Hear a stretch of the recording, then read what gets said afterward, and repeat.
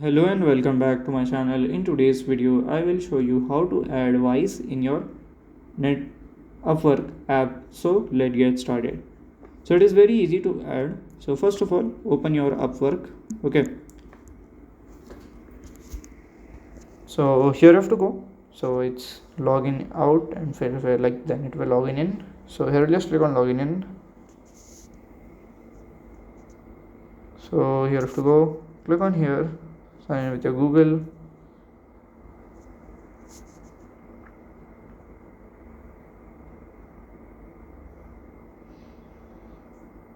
So here you have to go to your settings. As you can see, earnings, just click on here.